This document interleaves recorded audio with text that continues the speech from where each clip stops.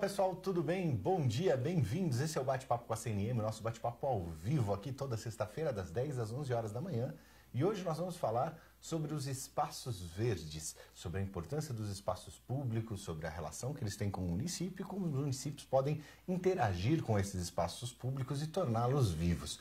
Hoje nós estamos aqui com duas pratas da casa, estamos aqui com a Cláudia Lins, estamos aqui também com a Sofia, nossas técnicas da área de meio ambiente, e nós vamos aprender um pouco sobre tudo isso. Você que está nos assistindo agora pode já nos encaminhar as suas perguntas, os seus questionamentos pelo bate-papo aqui no dispositivo que você estiver vendo, YouTube, Facebook, ou então no nosso canal direto com o Telegram.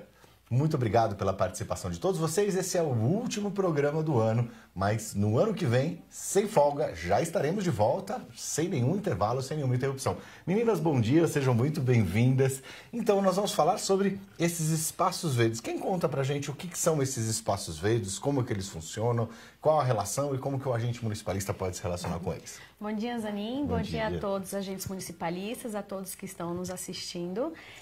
O bate-papo de hoje a gente quer deixar algo bem com curiosidades, com muitos dados, porque a gente sabe que em pleno 2018, já virada para 2019, ninguém questiona a importância de termos cidades sustentáveis, a importância do meio ambiente para a nossa qualidade de vida. Mas ainda assim, de vez em quando, a gente sente a necessidade de reforçar essa importância com alguns dados, né? Então, a proposta de hoje é a gente mostrar de uma forma mais dinâmica, trazendo exemplos, né? De como é que, então, a gente trabalha a questão dos espaços verdes. Porque, inclusive, vou colocar, por que a gente não está falando de áreas verdes, né? E esse nome é muito utilizado e a importância de você pensar isso de forma mais técnica e não somente pela paixão em si, né? Então, o que a gente tem hoje? Apesar disso que eu coloquei, da gente ter cada vez mais as pessoas conscientes da questão ambiental, usualmente quando a gente pensa o que é um espaço urbano, o que é uma cidade, a característica são prédios, são áreas, uma rua asfaltada, a gente tem nesse nosso imaginário uma cidade, né, um município como sendo algo do meio urbano. A gente não vem. A primeira imagem que, se a gente pensar a sede do município, né, você vai pensar em prédios, casas, no comércio. A gente tende a separar o ambiental da questão urbana, né? Então a gente tem como os edifícios, a parte edificada, o que a gente chama de não natureza.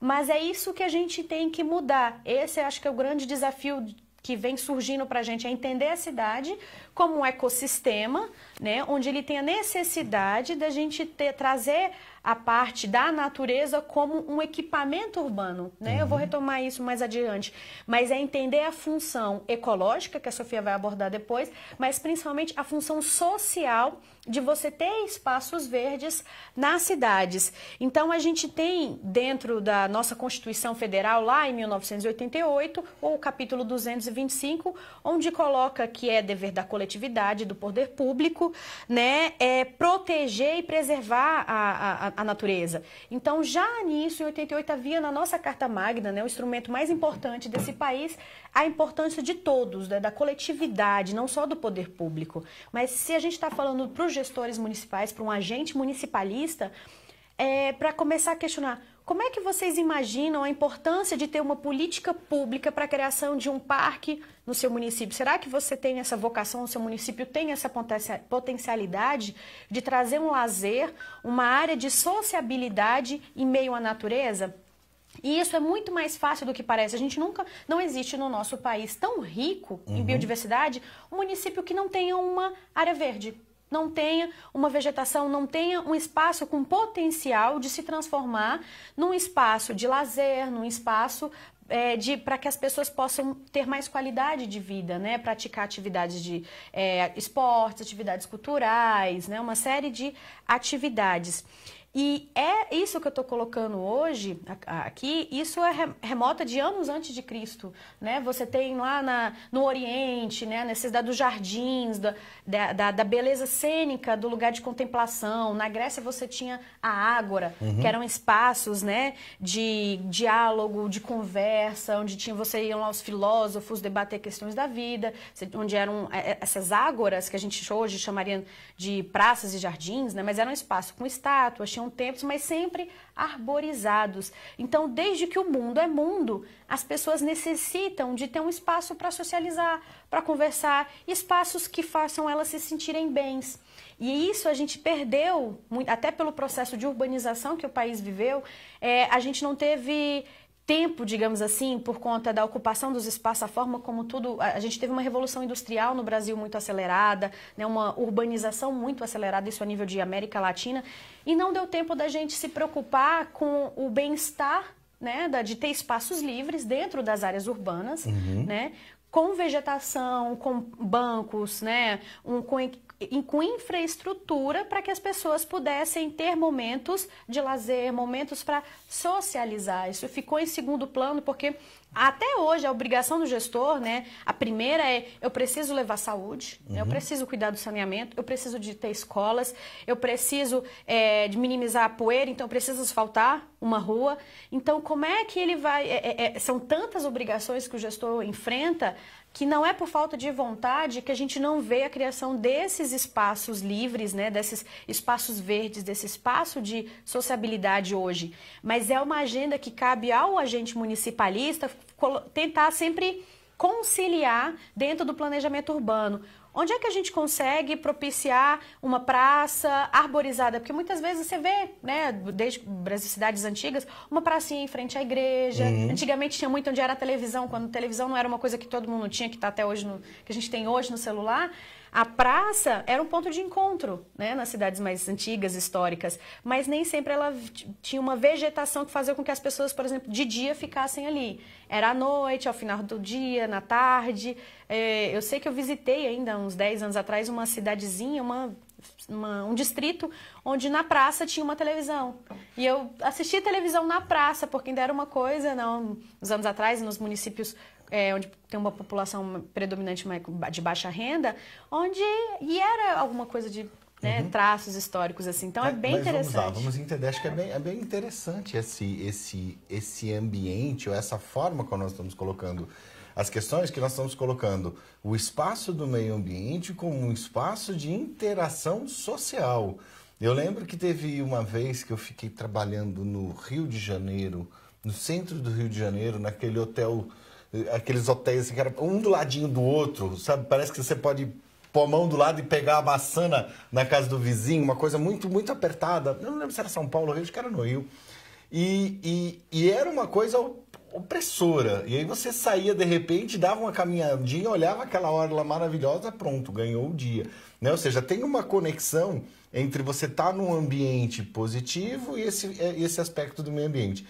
E uma pergunta, por exemplo, a gente está falando sobre essa urbanização, mas hoje muitas cidades que estão passando por um processo de urbanização, elas têm um certo medo da praça, elas não têm, ou seja, você tem um efeito que eu já vi em algumas cidades, por exemplo, estava no interior do Pará, eu não lembro o nome da cidade, eles estavam falando o seguinte, olha, aqui na praça a gente tem internet, a gente tem árvore, a gente tem coisa, porque ele falou, o prefeito falava o seguinte...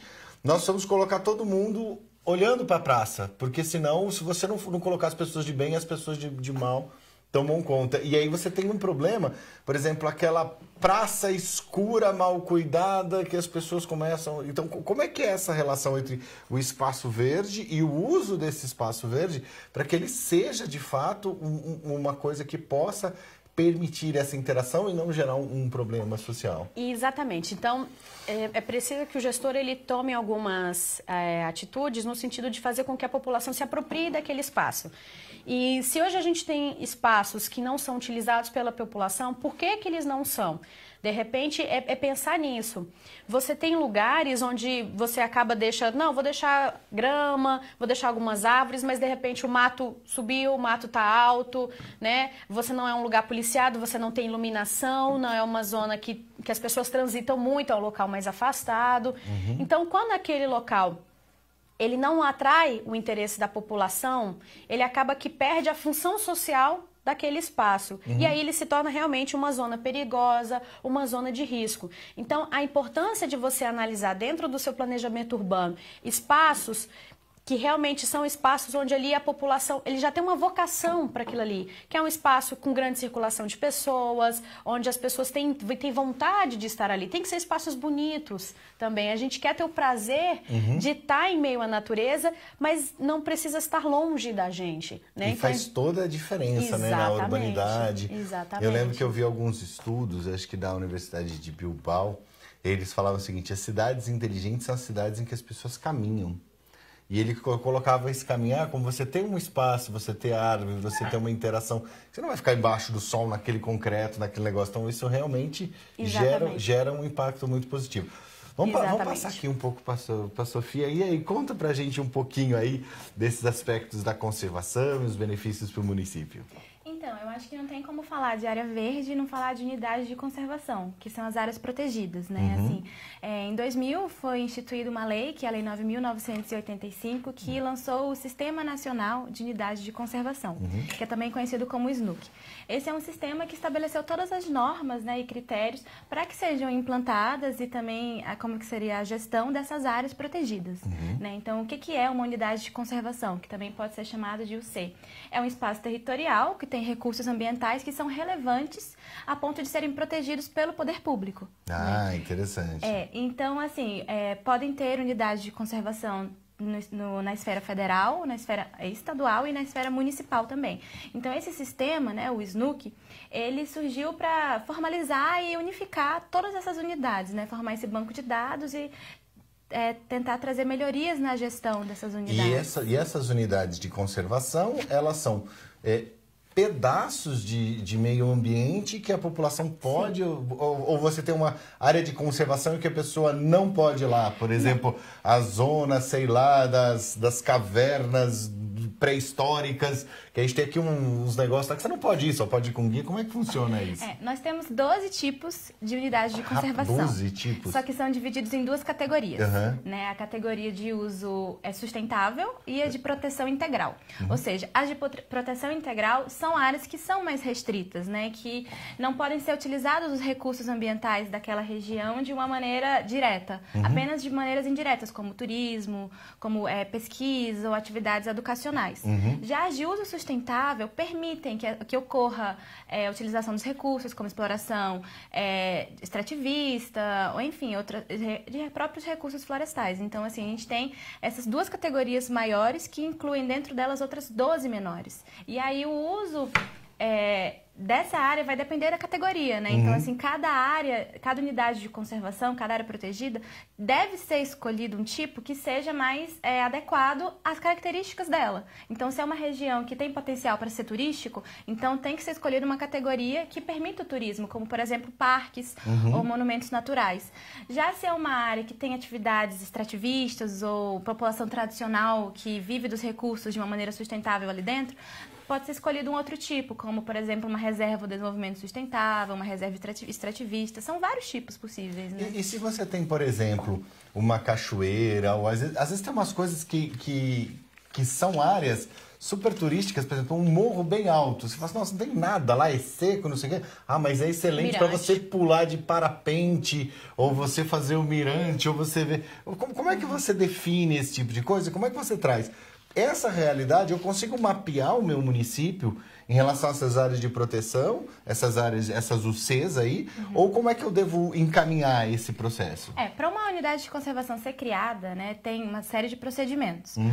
Primeiro que se você for pensar numa unidade municipal, que pode ser, né, uma unidade criada dentro da esfera do município, é feita por um decreto do prefeito ou por um projeto de lei. Mas junto com isso tem que ter estudos técnicos e tem que ser feita a consulta pública. Então, nesse processo, vai estar incluído a definição da categoria que vai mapear isso. Você vai saber se a área tem cachoeira, se tem rio, se tem caverna, se tem sítio arqueológico. E essa ação pode ser uma ação de estímulo à vocação, por exemplo, turística do município. Exatamente. Se você, de repente, sei lá, tem as cavernas de Santana, que tem lá no interior de São Paulo, que é tudo mapeada, organizada, tem fluxos cachoeiras. Né? E como é que funciona essa questão da cachoeira, por exemplo? Porque a cachoeira está sempre na propriedade de alguém, né?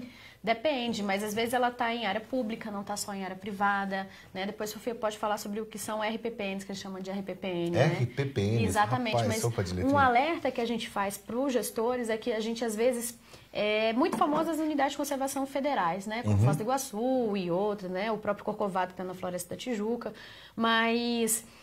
às vezes acontecem os processos não exatamente na forma da lei, na teoria. Por exemplo, aqui em Brasília a gente tem um exemplo da reserva da contagem, a reserva biológica da contagem, e reserva biológica, ela foi instituída, eu não vou lembrar com exatidão agora se foi 2006, qual foi exatamente o ano, mas eu lembro que foi um processo um pouquinho complicado, porque por mais que quisesse preservar aquela área, mas lá tem uma cachoeira que a população da região de Sobradinho, aqui no entorno de Brasília, já utilizava, mas a reserva biológica, ela não permite que as pessoas vão lá tomar um banho de cachoeira. Ela é uma unidade de conservação de uso restrito. Proteção integral. Proteção integral. Para pesquisa e para proteção exatamente. Da fauna e flora daquele lugar. Mas aí você já tinha... Inclusive, tem uma vila lá dentro dessa que já existe da época da construção de Brasília, que é a Vila Basevi, né, ali na região do Lago Oeste, e essas pessoas teriam que sair dali.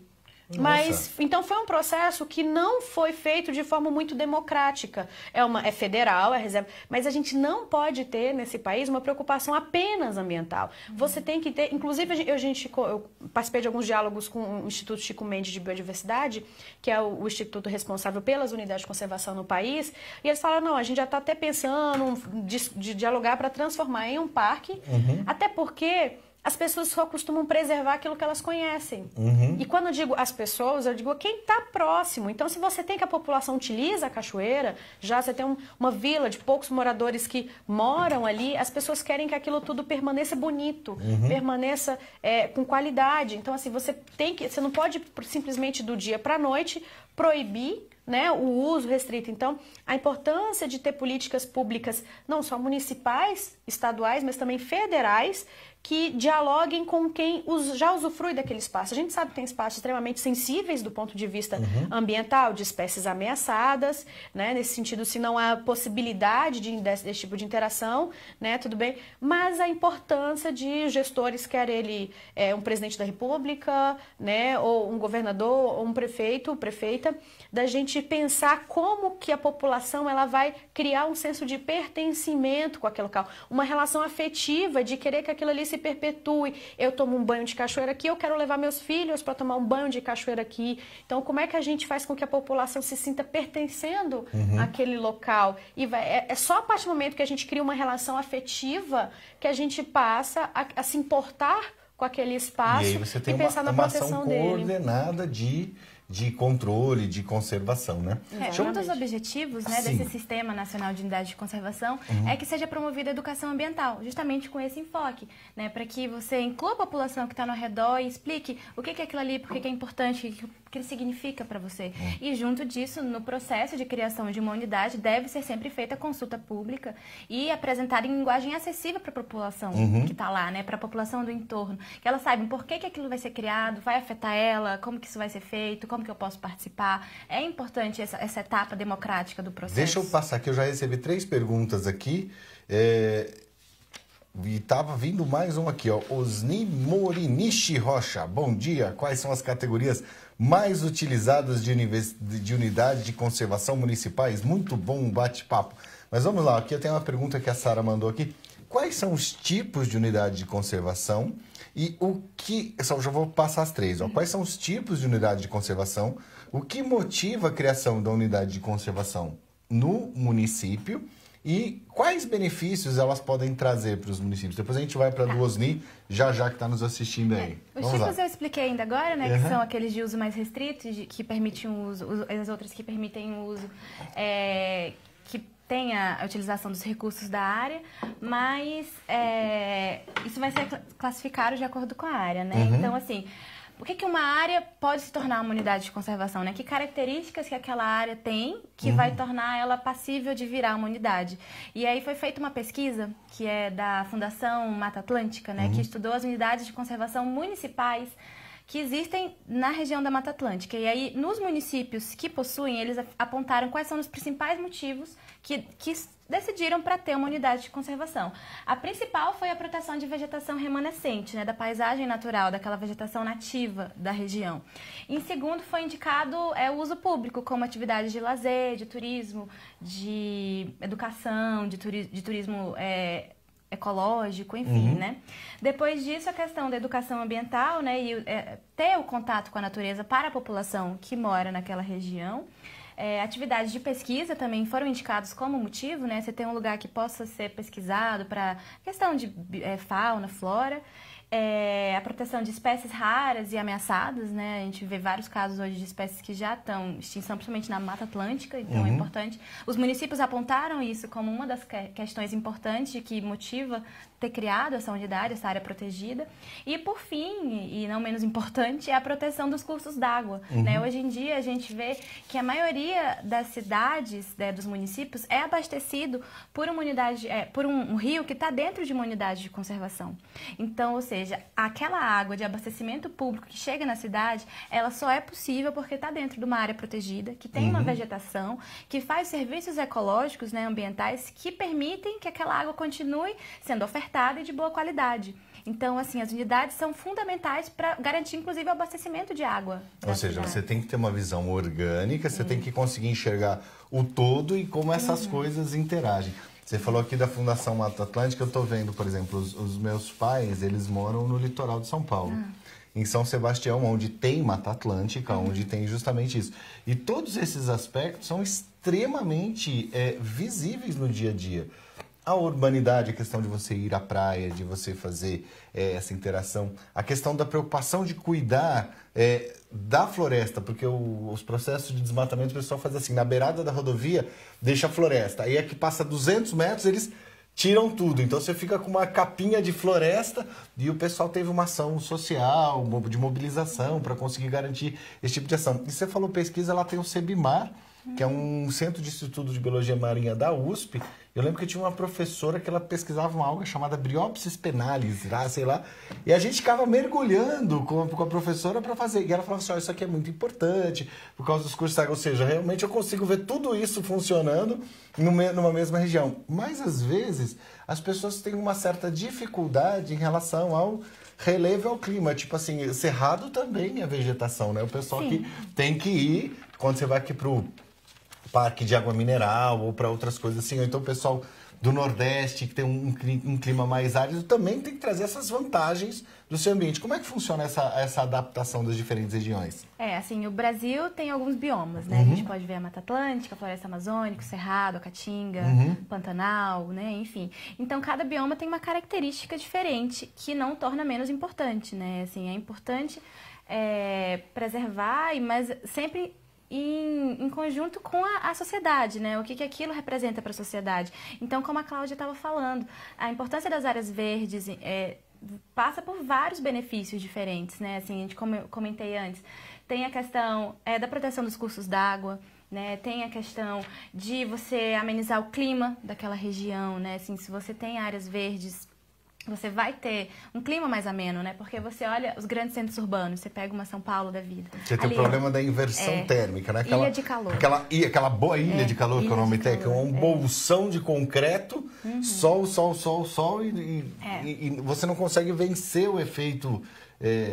como é que eles chamam? Inversão térmica que eles acontecem lá. Porque ali tem muitos materiais de construção civil, né? Asfalto, que vai absorvendo calor. E aí aquele calor fica ali contido, né? Quando você tem vegetação, quando você tem áreas verdes, isso não acontece, porque existem propriedades físicas que vão amenizar, que vão tornar uma temperatura mais amena. Você cria um ambiente. A própria árvore absorve o calor, né? Enfim, então tem vários outros benefícios. A qualidade do ar, né? Se você tem área verde, você consegue ter um filtro, né? Um filtro natural da atmosfera. Então, você filtra poluentes, que vai melhorar a saúde das pessoas, né? Vai melhorar a questão dos recursos hídricos e também pode gerar emprego e renda, né? Assim, eu acho muito importante mencionar que áreas protegidas, que áreas verdes, elas não são um entrave no desenvolvimento econômico. Olha, isso é uma posição importante de a gente colocar. A área verde não como um entrave, mas como um processo a ser alavancado, né? Sim, são áreas que podem ser, na verdade, vetores de desenvolvimento sustentável, né? Você tem várias ferramentas hoje em dia diferentes que podem favorecer esse tipo de situação. O turismo é um deles, mas a gente já tem um mecanismo econômico que está ligado com critérios ambientais, que é o ICMS ecológico. Então, assim... Calma, vamos entrar, vamos por vez aqui que eu quero entrar. Porque essa questão do ICMS ecológico é um ponto técnico muito importante que os municípios precisam entender. Como eles podem tomar pequenas ações ou pequenas informações sobre as ações que eles já estão tomando e qual o impacto disso no ICMS. Mas deixa eu ler mais algumas participações aqui que nós estamos sendo ao vivo, de você que nos assiste aqui. Pelo Facebook, Lana Caroline, sou de São Luís do Maranhão, adorando a conhecer mais sobre o assunto. É importante a população trazer as questões do meio ambiente como pauta essencial no nosso dia a dia. Influencia totalmente o meio ambiente. Parabéns pela live. Depois aqui o Osnik falou, bom dia, quais são as categorias mais utilizadas pelas unidades de conservação? Você já respondeu, muito bom bate-papo. Carla França coloca assim, destaco a importância do tema para os gestores municipais. Qual o OF que possui mais unidades de conservação municipais? Então, o estado que tem mais unidades de conservação municipais é o Rio de Janeiro. Rio de Janeiro. Tem 100. Isso só se você pensa as municipais. Se você vai pensar em todos os tipos, lá tem quase 300. Só que é importante falar que, assim, por mais que tenha esse grande número de unidades, são áreas pequenas. Então, quando você vai ver o estado que tem a maior área protegida em tamanho, você vai para o Amazonas. Que aí você vai o quê? Tá no cenário de região amazônica, né? Que são grandes áreas protegidas, que é diferente de uma Mata Atlântica, que tem só os remanescentes, os fragmentos. O próprio processo de ocupação da Amazônia e da Amazônia Legal tem regras muito particulares e muito específicas. Então, por exemplo, que muda com o passar do tempo, né? Mas você entrou numa determinada área, você tem 100 hectares ou 1.000 hectares, você não pode utilizar mais do que 20% daquela região. Depende, porque se é cerrado, se é floresta amazônica, mesmo na região norte você tem áreas de cerrado. Mas isso é o interessante sempre da gente analisar o contexto, não somente atual, mas o contexto histórico e como é que ele muda e obriga, a nossa relação com a natureza muda. Você tinha... na década de 50, 60, 70, tentando uma tentativa de expansão de fronteiras agrícolas e de ocupação da floresta amazônica, da região norte, que era integrar para não entregar, do Marechal Rondon, né?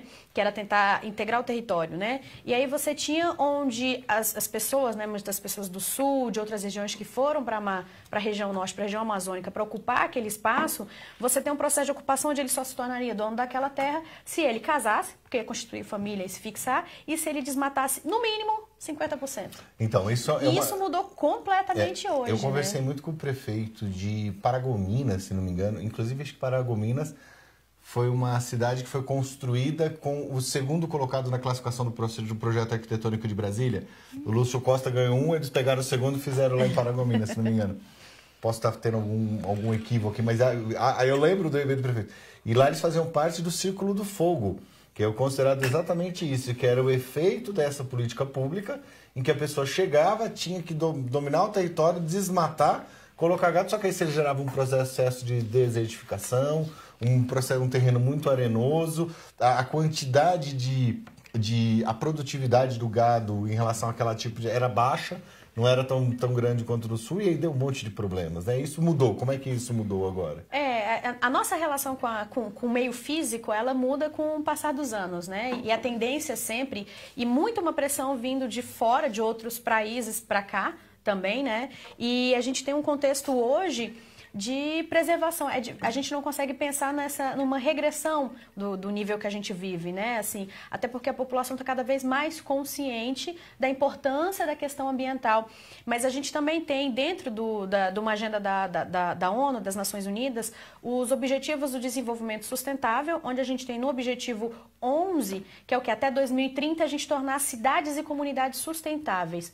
Dentro disso, a gente tem, dentro desse objetivo, duas metas, que é importante que a gente não imagine o quanto que várias ações que os gestores, prefeitas e prefeitos já estão realizando, estão dentro de uma agenda internacional. E é importante a gente conhecer isso para poder valorizar, inclusive falando, olha, a criação de uma praça, de um jardim, de um parque, de uma unidade de conservação municipal, a gente está atendendo uma agenda internacional. Olha como é que fica bonito isso, né? Chique, a gente tem que saber se valorizar também. E os municípios fazem muitas coisas na nossa relação atual que estão ao encontro dessas metas, né? Você tem a meta 11, que é o objetivo 11, a meta 11.3, que é aumentar a criação, né, dentro de uma urbanização sustentável.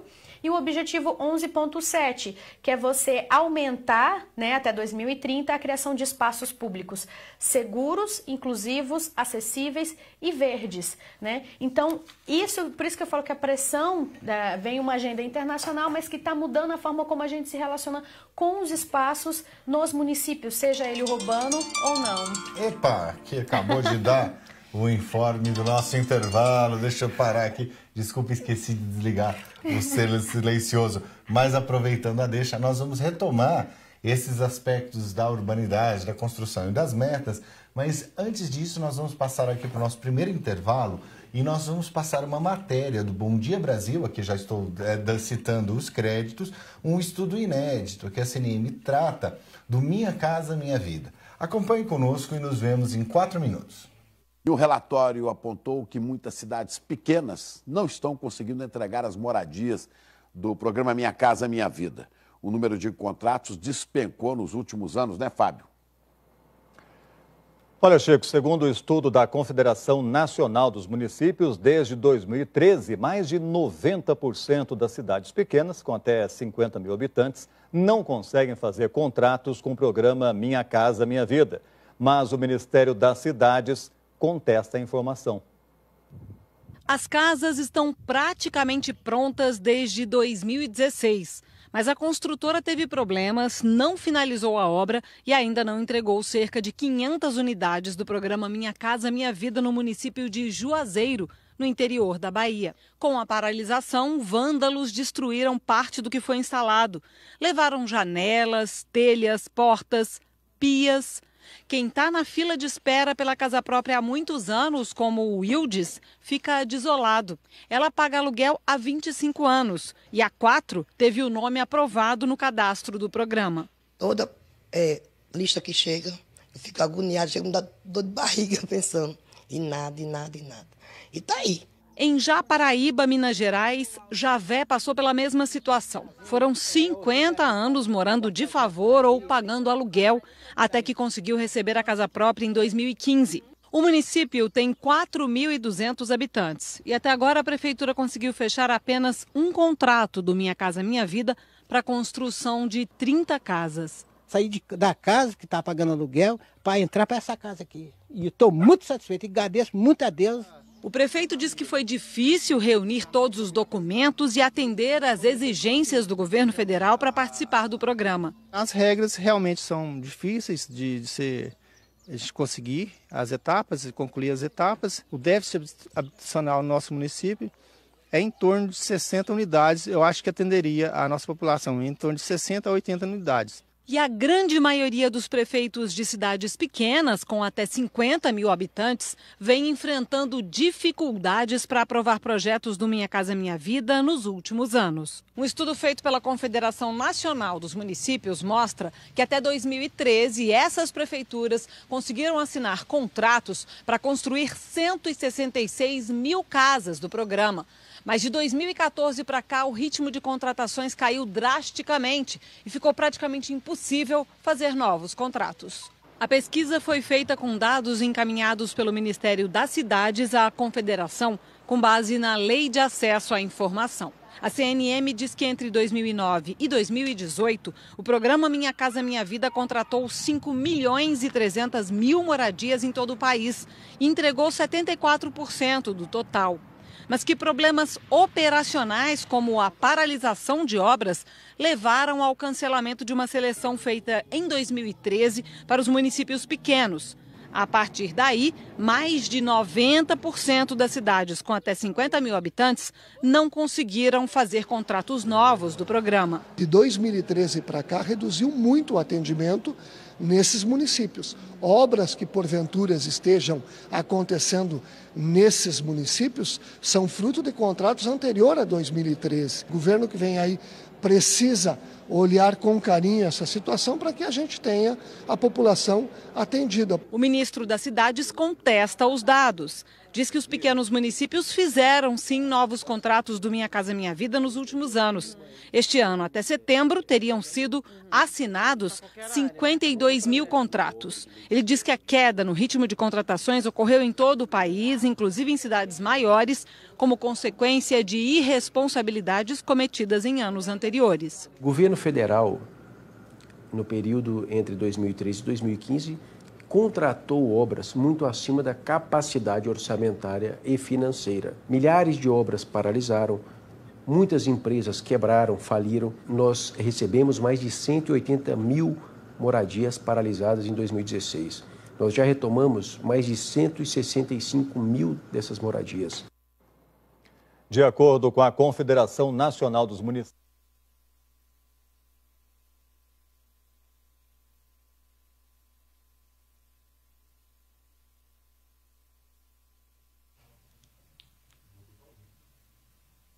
Olá pessoal, tudo bem? Estamos de volta aqui discutindo a questão da utilização dos espaços verdes, como é que o seu município pode fazer, aonde ele pode investir, quais são as unidades de conservação, como isso funciona, como isso se adequa à sua realidade. Vamos só fazer aqui alguns comentários das pessoas que estão participando conosco ao vivo.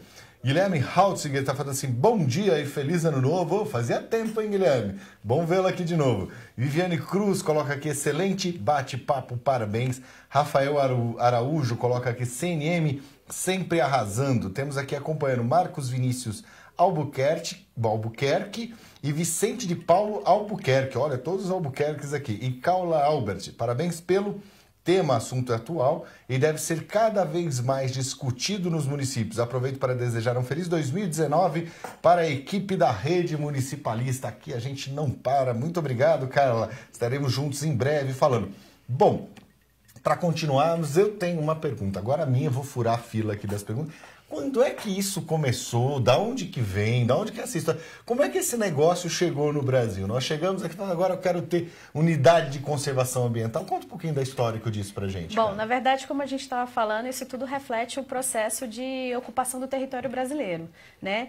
E como a gente também já tinha comentado antes, é um reflexo muito do que veio de outros países. Aqui no Brasil, isso vem com reflexo principalmente da vinda da família real portuguesa, né? Então, o primeiro que a gente pode chamar de um espaço verde construído enquanto uma política pública, né? Não daquelas apropriações de espaços que a população utilizava de maneira informal, mas que se tem registro enquanto uma política pública, é o parque chamado, que é um espaço chamado Passeio Público lá no Rio de Janeiro, cujas obras começaram em 1779. Nossa, então, faz tempo. como a Sofia estava falando, o Rio de Janeiro é o estado com maior quantidade de unidades de conservação municipal, mas é o local onde historicamente foram os 3 primeiros parques, né, os 3 primeiros espaços verdes criados como uma política pública se iniciaram no Rio de Janeiro. Inclusive, a gente tem um que foi o chamado Campo de Santana, que é considerado, que foi construído, começou a construção em 1873, baseado muito numa réplica do que já existia num parque em Paris. Já o terceiro que a gente tem é o famoso Jardim Botânico, no Rio de Janeiro, que foi o Dom João VI, que criou essa demanda porque ele queria que lá se realmente constituísse como um espaço para coleções botânicas, que é uma atração turística do Rio de Janeiro e é muito antigo, né? Centenas de anos atrás, e um reflexo do que já existia em outros países, e com a família real portuguesa isso iniciou no Rio de Janeiro. Então, quando a gente fala de política pública para a criação de espaços verdes, a gente tem o Rio de Janeiro como historicamente sendo um destaque por conta da família real, né? E é interessante, por exemplo, vou retomar aqui o aspecto do Jardim Botânico, que naquela época, não só como um centro de disposição de área verde para o usufruto, o próprio Jardim Botânico era considerado como uma questão estratégica para a gestão da própria colônia, porque você tinha as plantas de diferentes países, diferentes regiões, você tinha o café, você tinha os produtos da Ásia, os produtos da Índia, então você conseguia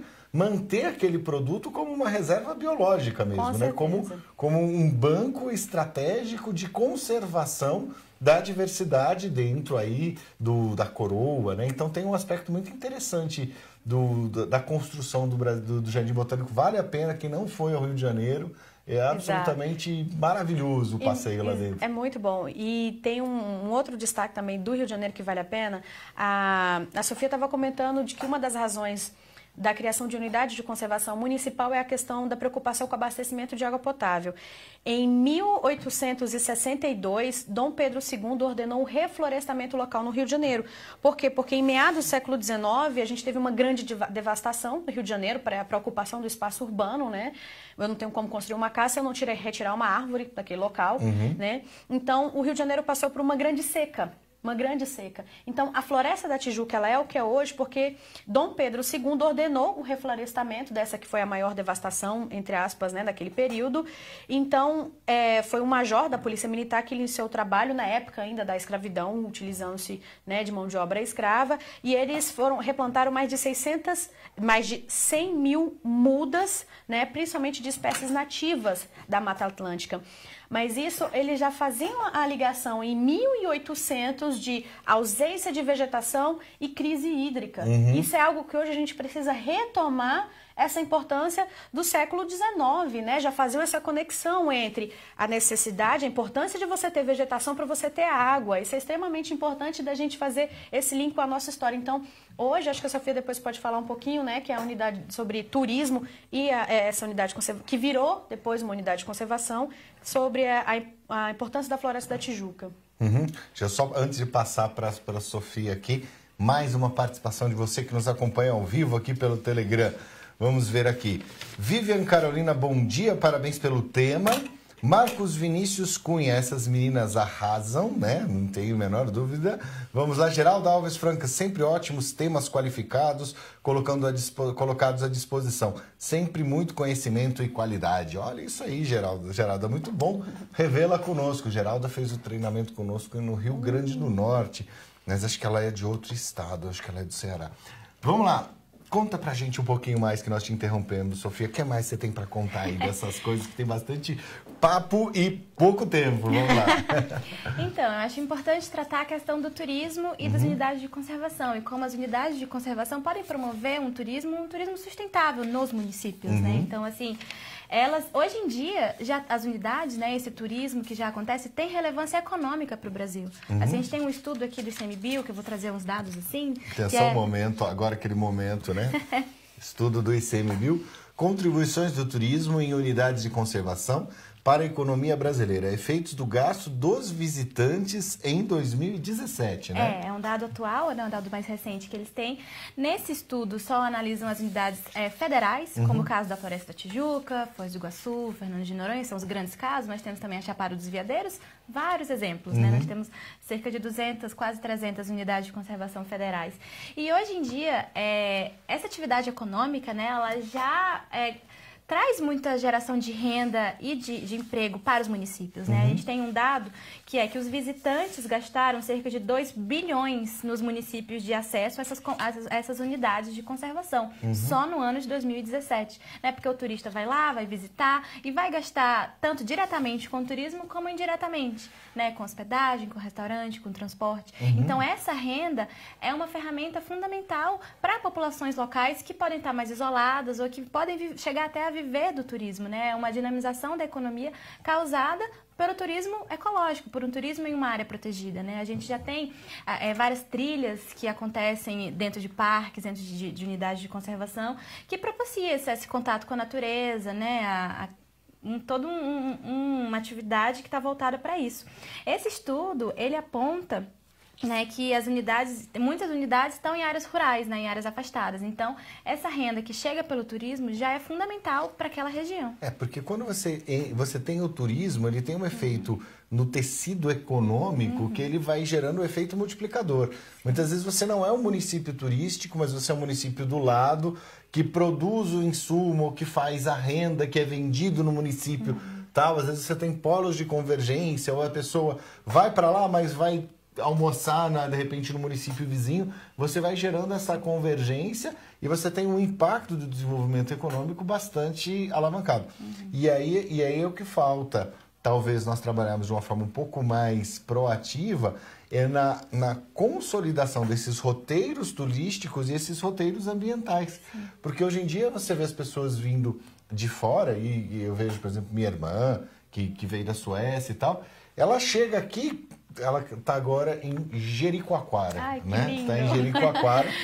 Quando meu sobrinho loiro, todos loiros azul, sandal 75, 50, aquelas camisas de proteção embaixo do negócio. Mas assim, ainda, eles estavam comentando, ainda é uma coisa de difícil acesso para você conseguir gerar uma dinâmica constante e perene. Muitas vezes você tem grandes ciclos de booms de desenvolvimento turístico e de repente um grande período você fica com tudo parado. Então, de repente, a gente pode fazer essa dinamização dos ambientes naturais, porque eles são mais perenes, eles são mais constantes. Não é que nem uma festa religiosa, alguma coisa que acontece ali e acabou. Você pode ir na cachoeira o ano inteiro, né? Aqui no Brasil ainda que é quente, muito interessante isso. Então, assim, essa questão de novos investimentos para o turismo ecológico, né, para o ecoturismo, é importante, porque além de aumentar a visitação dos parques, vai trazer renda para esses próprios parques e para a própria população local. Né? Então, assim, tem esse estudo do ICMBio traz que cada R$1 investido nas unidades de conservação refletiu em R$7 de benefícios econômicos para o Brasil. Né? Então, assim, é um investimento que você vai promover a conservação do meio ambiente e o desenvolvimento econômico, né? É um promotor do turismo e do desenvolvimento sustentável. Muito legal. Vamos lá, temos 15 minutos finais. Carla, vamos lá, passando. Só falar que a Geraldo, desculpa. A Carla aqui, eu me cobri, Cláudio, desculpa, Cláudio. Geraldo Alves Franco falou assim, ótimo curso, professor maravilhoso. Ela fez o curso de agente municipalista comigo, aprendi muito e sou de Boa Viagem, Ceará. Bom, nós vamos fazer um rápido segundo intervalo, agora um pouquinho mais curto, e nós já retomamos aí com o fechamento dessas ações.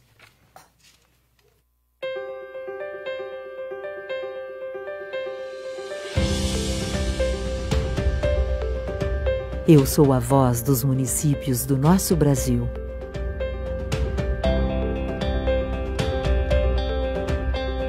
Sou a força que vem de onde vive o cidadão. Sou aquele que une e luta pela justiça social. Sou o encontro de diversas visões políticas. Sou uma só bandeira pelo compromisso com o Brasil.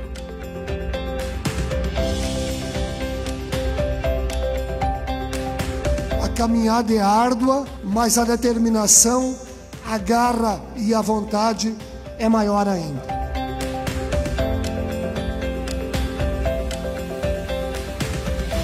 Eu sou a marcha.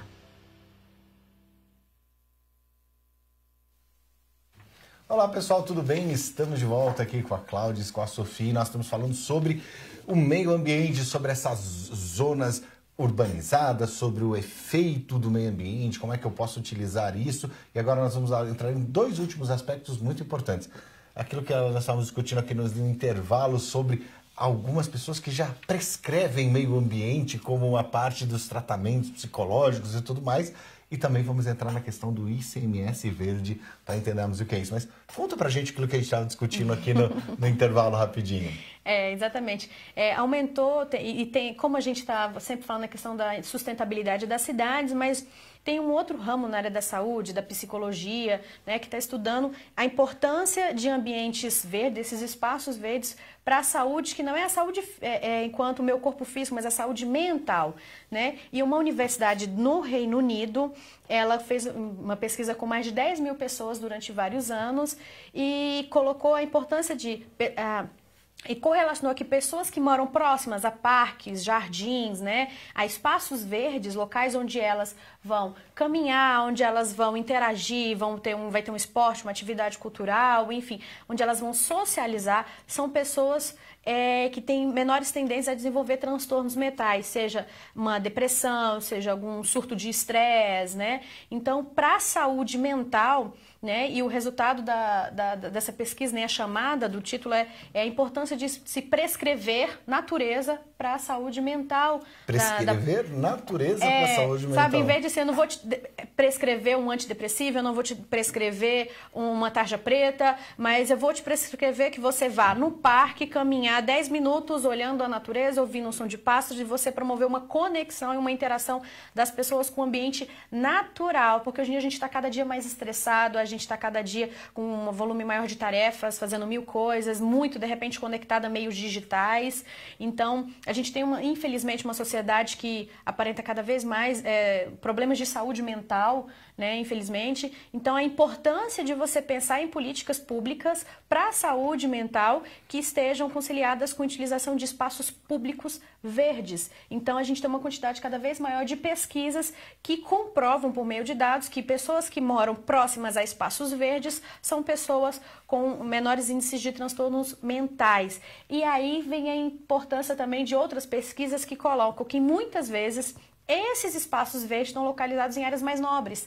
Aqui em Brasília isso é muito comum, você tem na Asa Norte, Lago Norte, Sul, há espaços verdes que a população pode utilizar, que tem a marcação da caminhada, a calçada direitinho, a iluminação, etc. e tal. Mas em áreas periféricas você não tem ainda esse tipo de política pública. Então, a importância que a gente tem de levar essa qualidade de vida para outros locais, não só para o centro, mas para áreas de periferia também, para você poder democratizar o acesso a esses espaços verdes como uma política pública para a qualidade de vida da população. E é importante o pessoal que nos assiste perceber que nós estamos falando de uma questão de mudanças de hábitos e de criação de condições objetivas de uma melhor urbanidade, uma melhor convivência. Não é simplesmente o fato de ser verde ou estou prescrevendo a natureza. Mas quando você cria um ambiente ou um espaço público em que você tem uma praça, em que você tem uma pista de caminhada, a pessoa vai fazer a caminhada. Isso melhora na saúde, porque ela está sedentária, ela deixa de ser sedentária, ela começa a caminhar durante o sol, ela toma vitamina D, coisa que se ela tiver dentro de um escritório, que hoje em dia você tem aquele fluxo de que você vai crescendo. Então você vai ficando rico, você vai estar no escritório, você estaciona do lado, aí você vira o chefe que já para do lado dele, você não caminha, você não faz nada. Então, esse tipo de mudança de padrão de comportamento gera uma vida menos estressada e mais saudável. E a natureza te ajuda com isso, mas criar esse ambiente natural é muito importante. Porque o que eu vejo às vezes é que muitos espaços nas periferias e muitas vezes nos centros, as pessoas ficam apreensivas quanto à manutenção desse espaço público para garantir um uso efetivo. Eu lembro que quando houve a infelicidade daquela queda do avião da TAM, do final lá de Congonhas, logo na frente eles fizeram uma praça e fizeram um memorial.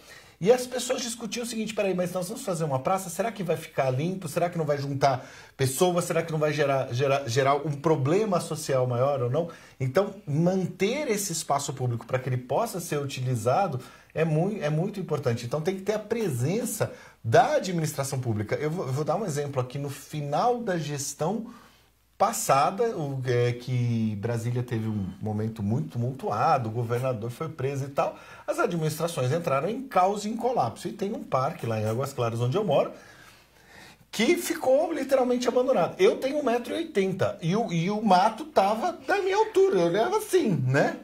Chegou num ponto, depois dos 60 centímetros, que os parques começaram a ficar vazios. As lâmpadas não eram mais trocadas, a grama não era cortada. E aí o que acontece? O que era um instrumento social, como é que chama lá? Equipamento urbano, virou um problema urbano, né? Então, precisa ter essa presença e essa participação pública.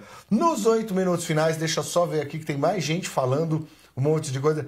Zildo Vicente Leite, oi, bom dia, sou vereador aqui em Cajazeirinhas, no sertão da Paraíba, e uma sugestão é a criação de farmácias vivas, plantas medicinais e das hortas comunitárias para garantia de segurança alimentar nos entornos das cidades em todo o Brasil. Maravilha, Zildo, grato pela sua participação, pela sua contribuição, participe sempre conosco.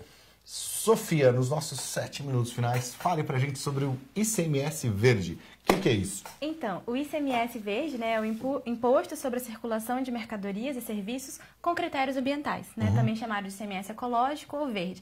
Ele começou a ser implementado no Brasil na década de 90, né, no estado do Paraná, e também logo depois em Minas, né, foram os dois precursores dessa iniciativa. Que é o quê? É uma maneira de você ter repasse dos recursos por critérios ambientais. Ou seja, se um município tem uma unidade de conservação no seu território ou tem a manancial de abastecimento projeto público, ou tem vários outros critérios ambientais que podem ser considerados, vai receber uma porcentagem do ICMS por causa disso. Então, assim, já tem estudos que relacionam como que esse incentivo econômico, né, esse instrumento, impulsionou a criação de unidades de conservação municipais. Né? No estado do Paraná, por exemplo, nos primeiros anos de implementação, né, aumentou 18 vezes a área das unidades municipais por causa desse incentivo. Tem um outro exemplo, né, que é o município de Sapucaia, que criou 10 áreas de proteção ambiental municipais em 2013, e a arrecadação dele, que antes era de 1,2 milhão, né, do ICMS ecológico, pulou para 3,7 milhões no outro ano, por causa da criação de unidades de conservação, né, por causa dessa preservação. Então, as unidades de conservação, elas são um critério que vai tornar o município passível de receber o ICMS ecológico. Então, por isso, esse vai virar um orçamento importante para as prefeituras. Ou seja, ele é um critério objetivo que pode ser utilizado no cálculo da partilha do ICMS estadual. De uma parte de uma parte do ICMS estadual. Mas, infelizmente, não são todos os estados que têm ainda, né? Não são todos. Mas vamos só explicar que, assim, por exemplo, então nós temos o ICMS, que é o Imposto de Circulação de Mercadorias e Serviços. Nós temos um aspecto, que é até uma briga da CNM, que 15% desse ICMS, por exemplo, é com base no valor adicionado. Então, por exemplo, se eu planto tomate, eu gero um valor, se eu produzo um Audi, né, eu gero um outro valor. Então, esse valor a mais eu multiplico por 15%, então isso gera uma maior concentração naqueles que geram esse valor adicionado. Uma forma de utilizar um percentual desse ICMS é que nesse cálculo eu coloco, olha, eu tenho as unidades de conservação, eu tenho esses critérios objetivos de meio ambiente, então o valor, o índice que eu vou utilizar em relação àquele bolo que vai ser repartido é maior. Então, você consegue se apropriar de uma parcela maior do ICMS gerado no Estado, desenvolvendo ações ecológicas. E não só desenvolvendo, por exemplo, industrialização ou coisas que possam gerar algum outro tipo de impacto. É isso, né? Então, isso é importante, porque você vai perceber que as unidades de conservação, as áreas protegidas, não são lugares intocáveis, né? Você pode ter atividade dentro e que podem gerar recurso para o município. É importante eu por falei isso. com, se não me engano, o Lucas, o nome dele, acho que ele era o secretário de administração de Teresópolis, ou Petrópolis, acho que Teresópolis. E acho que Teresópolis, ele falou que com a implementação do ICMS verde, eles conseguiram ter uma virada de jogo na arrecadação do município. Falou assim, e nós não precisamos fazer nada de muito diferente do que o que nós já fazíamos, e nós simplesmente precisamos informar aquilo que nós já fazíamos. E aí você passou a ser pontuado pelas boas práticas de gestão, no caso, que eles tinham lá. Um abraço aí pro Lucas, se estiver nos assistindo. É bem interessante.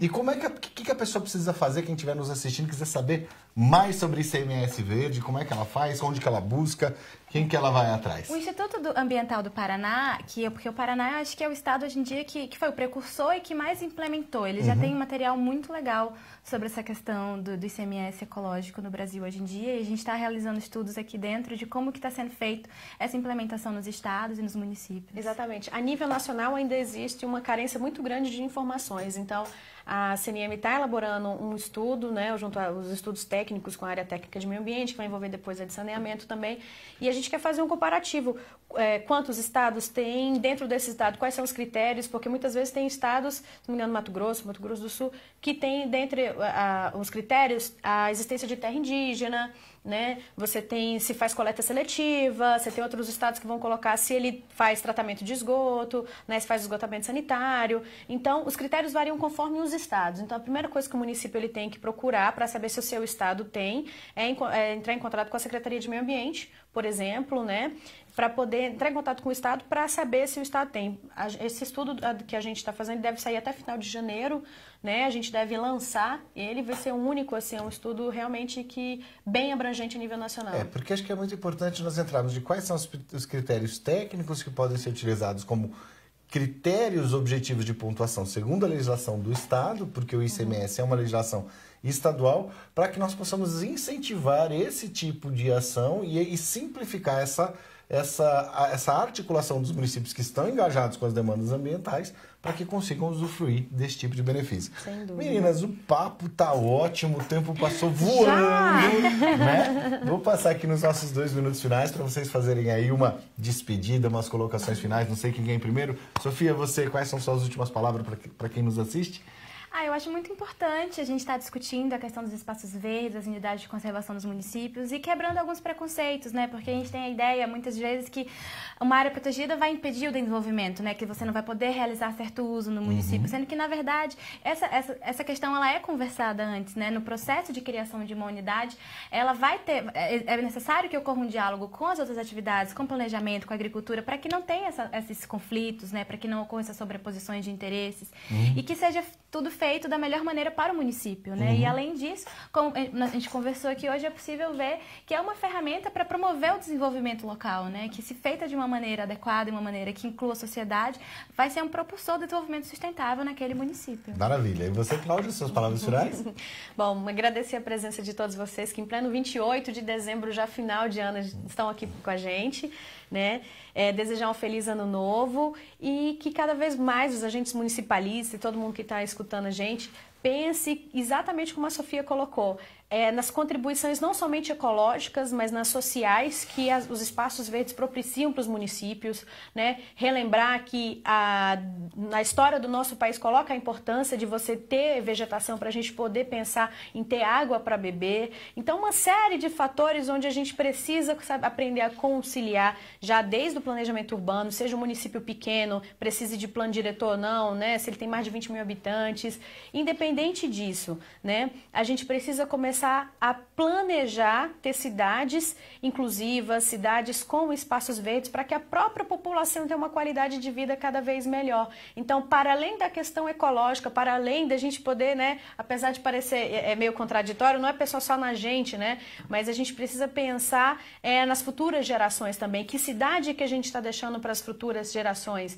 Eu acho que esse é o desafio dos grandes gestores, né? É você fazer com que a cidade que você encontra, por mais que a gente mais do que ninguém, né, entende as dificuldades dos gestores, mas que a gente consiga, tem mais 2 anos de mandato ainda, né? Então o que a gente consegue fazer nesses 2 anos de deixar uma cidade mais sustentável? Será que a criação desses espaços verdes não é uma boa saída para a gente fechar o mandato? Então, maravilha. Bom, pessoal, já estouramos o nosso tempo, mas queremos agradecer aqui com essa mensagem positiva, com essa perspectiva de futuro, de construção, de melhoria do ambiente, melhoria do meio ambiente, da realidade municipal e da sua gestão municipal. Esse foi o último bate-papo com a CNM do ano e em janeiro, na próxima sexta-feira, das 10 às 11 horas, nós estaremos aqui para mais um bate-papo sobre algum tema importante da realidade do municipalismo brasileiro. Um grande abraço e até lá!